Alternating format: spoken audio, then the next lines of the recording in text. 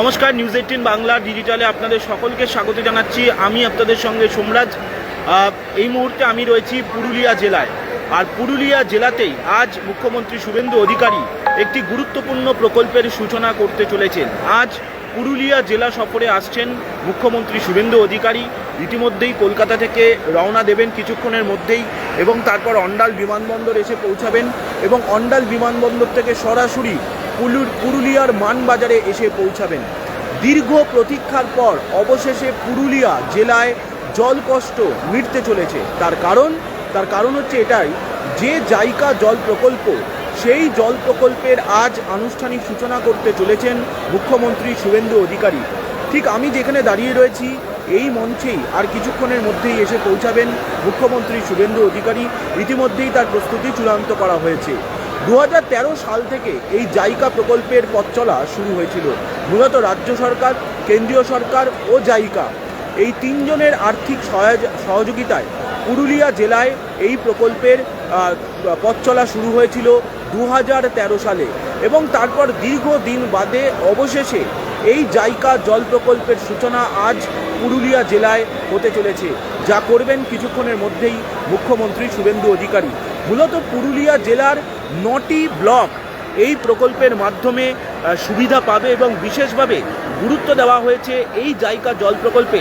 যেখানে যেখানে জল কষ্ট রয়েছে, ভূগর্ভস্থ জল পেতে সমস্যা রয়েছে, সেই এলাকাগুলিকেই মূলত গুরুত্ব দেওয়া হয়েছে এই জাইকা জল প্রকল্পের মাধ্যমে জল পৌঁছে দেওয়ার জন্য।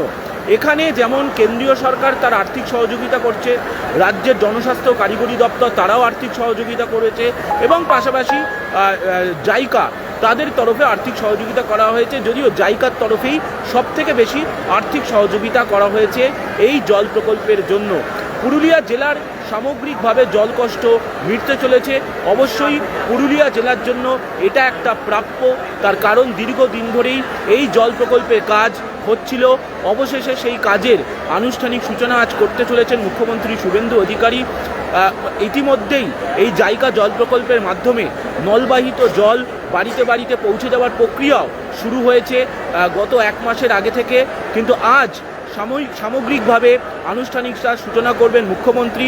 এবং শুধু তাই নয়, জাইকার যেখানে এই জল প্রকল্প হয়েছে সেই প্ল্যান্টেও ভিজিট করার কথা রয়েছে, অর্থাৎ তিনি যাবেন, সরেজমিনে পরিদর্শন করবেন, এবং তারপর মানবাজারের যে অনুষ্ঠান মঞ্চ সেখানে তিনি এসে পৌঁছাবেন।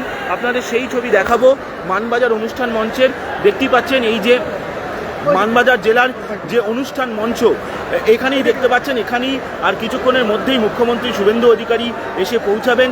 ইতিমধ্যেই তার প্রস্তুতি চূড়ান্ত হয়েছে, এবং এই যে নলবাহিত জল সরবরাহ প্রকল্প, সেই প্রকল্পের আজ আনুষ্ঠানিক সূচনা করবেন মুখ্যমন্ত্রী শুভেন্দু অধিকারী।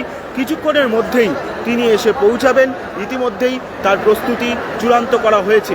ফলত পুরুলিয়া জেলার দীর্ঘদিন ধরে যে পক্ষে অপেক্ষা করেছিলেন এই নলবাহিত জল সরবরাহ প্রকল্পের জন্য, আজ তার আনুষ্ঠানিক সূচনা মুখ্যমন্ত্রী শুভেন্দু অধিকারী করতে চলেছেন।